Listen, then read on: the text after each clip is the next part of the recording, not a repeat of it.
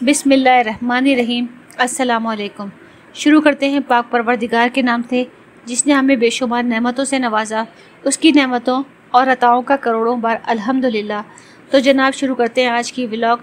आज के व्लॉग में नाश्ते से फारिग होने के बाद मैंने सबसे पहले पालक की सब्ज़ी बनाने का प्रोसेस शुरू किया, क्योंकि थोड़ी मसरूफियत मेरे पास ज़्यादा थी, क्योंकि घर के करीब बचत बाज़ार लगा हुआ था। मुझे बचत बाज़ार का भी विज़िट करना है और शाम में मुझे अपनी सिस्टर की तरफ जाना था। वहाँ पर रात हलीम का प्रोग्राम है, तो रात में हलीम वगैरह बनेगा, तो उसकी तरफ जाने में भी रात में मसरूफियत हो जाएगी। तो मैंने ऐसे डिश बनाई ताकि दोपहर में खाना हल्का रहे। तो मेरा पालक आलू बनाने का प्रोग्राम है। पालक की कटिंग करने के लिए मैंने रखे हुए हैं पत्ते वगैरह। देखिए पालक अच्छा मिल गया माशाल्लाह, बिल्कुल फ्रेश पालक है और ये बहुत ही अच्छा बनते हैं। सब्ज़ी पत्तों वाली सब्ज़ी तो बहुत ही फ़ायदेमंद होती है। तो अक्सर अमूमन ये मेरे हस्बैंड करीब की मार्केट से ले आते हैं। ये जी मैंने पालक कटिंग कर लिया है, बना लिया है और ये पालक का काफ़ी कचरा निकला हुआ है। इसके अलावा ये लोग पालक के अंदर दरमियान में इस तरह से ना गला हुआ पालक रख देते हैं, कचरा बहुत होता है ये इस तरीके से। तो ये पालक थोड़ा एक्सपायर करना पड़ता है बीच में से, और थोड़ा सा बीन से साफ़ करके। और ये मैंने तकरीबन सब्ज़ी कम्प्लीट की कटिंग कर ली है। अब मैं इसको धोऊँगी और धो के हम इसको चढ़ाते हैं, तो फिर मैं आपको आगे दिखाती हूँ। सही प्याज डाल के मैंने इसमें टमाटर, कुटी मिर्च, नमक और सफ़ेद जीरा डाल के इसका मैं मसाला बनाने का रख रही हूँ। अभी थोड़ा सा टमाटर ये बिल्कुल गल जाएंगे तो फिर मैं इसमें पालक और आलू को ऐड करूँगी। ये बस टमाटर का रंग थोड़ा सा डिम है, क्योंकि इसका कलर ऐसा ही था, रेड टमाटर नहीं थे मेरे पास। तो मैंने इसको, टेस्ट तो माशाल्लाह बहुत अच्छा है इसका भी, मगर मैंने इसको लाइटली फ्राई करना शुरू किया है।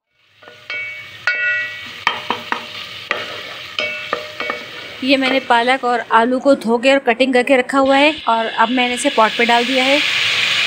पॉट में डालने के बाद मैं इसको थोड़ी देर के लिए ढक कर रख दूँगी। तकरीबन 15 मिनट के बाद इस पालक आलू तकरीबन गल चुका है, क्योंकि बहुत जल्दी सब्ज़ी गल जाती है, पत्ते गल जाते हैं। तो ये तैयार हो चुका है। अब इसे मैं जिस वक्त मैं रोटी बनाऊंगी उस वक्त मैं इसको फ्राई कर लूँगी। तो जनाब मैं पहुंच चुकी हूँ बचत बाज़ार। घर के करीब में हमारे ये बचत बाज़ार लगा हुआ है और यहाँ की चीज़ें बहुत ही अच्छी होती हैं, बहुत क्वालिटी भी अच्छी होती है और मुनासिब रेट में अच्छी चीज़ मिल जाती है इन बचत बाज़ार के अंदर। तो पहले तो ये हुआ करता था कि ये लोग जो भी शॉपकीपर होते थे लाट लेकर आए और लाट उन्होंने खोल दिया और एक से प्राइस के ऊपर सेल आउट कर दिया करते थे। मगर अब हर एक ने ये करना शुरू कर दिया है कि अच्छी चीज़, ज़रा सी भी कंडीशन में अच्छी चीज़ होती है उसको अलग से टंगा देते हैं और अलग से टंगाने से वो उसके रेट अलग से लेते हैं। जैसे एक बैग्स हैं या शूज़ हैं या ट्राउज़र्स हैं या बर्तन वगैरह हैं, तो उनको तकरीबन 250 और 200, 300, 400 इस रेट पर लेते हैं, जबकि पहले इस तरह नहीं किया करते थे ये लोग। आप लोग हम खुद ही देख लिए जाके लॉट में से, और जो चीज़ पसंद आई एक से रेट में ले ली। ये यहाँ पर स्लीपर्स रखी हुई हैं, ये बहुत ही रिजनेबल प्राइस की थी और बहुत सॉफ्टी कैजुअल यूज़ की लेडीज़ और जेंट्स स्लीपर हैं। ये नई स्लीपर्स रखी हुई हैं, मुझे इसमें से बहुत अच्छी लगी स्लीपर्स। ये जेंट्स की हैं। इसके अलावा इस शॉप पर मैंने जाके देखा काफ़ी अच्छे ब्लू मुख्तलिफ आइटम्स रखे हुए थे।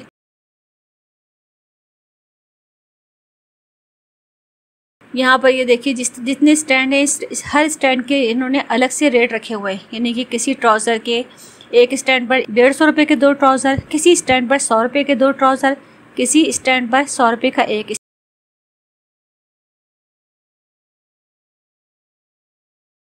इसके अलावा इसी तरह से ये शर्ट्स हैं। इन शर्ट्स की रेट्स भी अलग थे। जो ऊपर शर्ट्स लगी हुई है 400 की हैं और जो नीचे लगी हुई हैं स्टैंड के अंदर वो 100 रुपीज़ की शर्ट्स हैं। अच्छी शर्ट्स होती हैं, मुनासिब रेट भी मुनासिब है, कोई इतनी ज़्यादा नहीं है। अगर थोड़ी सी बार्गेनिंग की जाए तो 300 में भी दे देते हैं, 350 में दे देते हैं, मगर ये शर्ट्स अच्छी होती हैं और कैजुअल यूज़ में आप आराम से इजीली इस्तेमाल कर सकते हैं। जितना यूज़ करें ख़राब नहीं होती। तो बस मैंने इस मार्केट का ज़्यादा विज़िट नहीं किया क्योंकि गर्मी बहुत ज़्यादा थी और मेरा प्रोग्राम शाम का भी जाने का है। तो बस मैंने थोड़ा सा इसका विज़िट किया इस मार्केट का और यहाँ से अब हम लोग वापस रवाना हो रहे हैं। तो इंशाल्लाह फिर मैं नेक्स्ट आपको दोबारा इस मार्केट का विज़िट करवाऊँगी।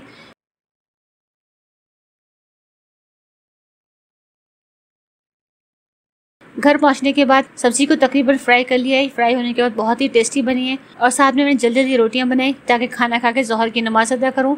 थोड़ा सा रेस्ट करने के बाद फिर मुझे जाना भी था। तो जनाब ये हमारा सफ़र शुरू हो चुका है। इस वक्त हम लोग गुलिस्तान जौहर के पास से गुजर रहे हैं, यानी कि तकरीबन हम लोग गुलशन में दाखिल हो चुके हैं।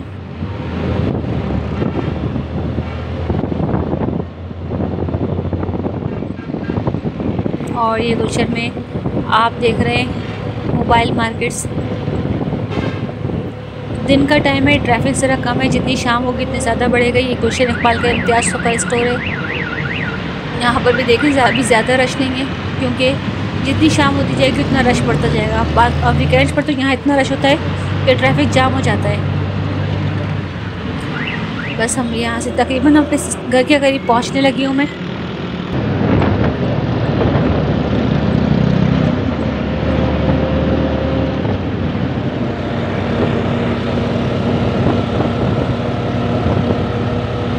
तो जनाब मैं अपने सिस्टर के घर पहुंच चुकी हूं और यहाँ पर माशाल्लाह काफ़ी रौनक है, क्योंकि यहाँ पर हलीम बनने का एक प्रोसेस होगा। अभी तो ये शाम का टाइम है, तो कुछ ऐसा अभी काम शुरू नहीं किया गया, मगर ये कि रात तक यहाँ पर हलीम बनेगा। आज रात मैं इधर ही स्टे करूँगी, इंशाल्लाह कल घर की जानिब रवाना होंगी।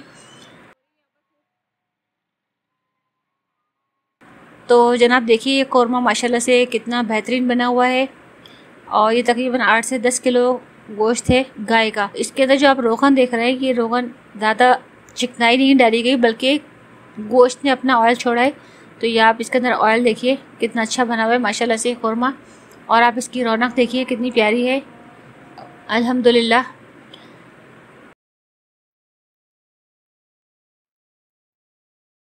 तो जनाब यहाँ पर ये गेहूँ जौ का प्रोसेस शुरू हो चुका है गलने का, और इसको गलाया जा रहा है। लेट नाइट अभी शुरू हो गया है इसके ऊपर घुटाई का काम। वैसे तो हाथ से ही घुटाई की जाती है, क्योंकि इस दफ़ा बारिशों का चक्कर है, तो यही डाउट था कि कहीं बारिश हो जाए तो ये प्रोसेस सारा ख़राब ना हो जाए, इसलिए हमारे बहनोई ने एक मशीन ला के रखी हुई थी। देग में ही हलीम को घुटाई कर लेंगे, क्योंकि हलीम की घुटाई का काम जो होता है वो मुस्तकिल करना पड़ता है, वरना हलीम नीचे से लगना शुरू हो जाता है। तो अब आप देखिए यहाँ पर ये पैकिंग का काम शुरू हो गया है। हलीम माशाल्लाह बहुत ही टेस्टी तैयार हुआ, और ये देखिए यहाँ पर ये पैकिंग हो रही है इसकी शॉपर्स के अंदर, और इस तरह से ये मोहल्ले में और रिश्तेदारों में सब जगह डिस्ट्रीब्यूट किया जाएगा। गरम हलीम को पैक करना भी आसान काम नहीं है, क्योंकि देग भी बहुत गर्म थी। बाद में से थोड़ी देर कोयले पे रखा गया था 2-2.5 घंटे, ताकि हलीम बहुत टेस्टी बन जाए इस खुशबू से। तो माशाल्लाह बाकी बहुत टेस्टी बना। और यहाँ पर ये पैकिंग हो रही है हलीम की। सुबह का टाइम है, तकरीबन 8 साढ़े 8 बजे का।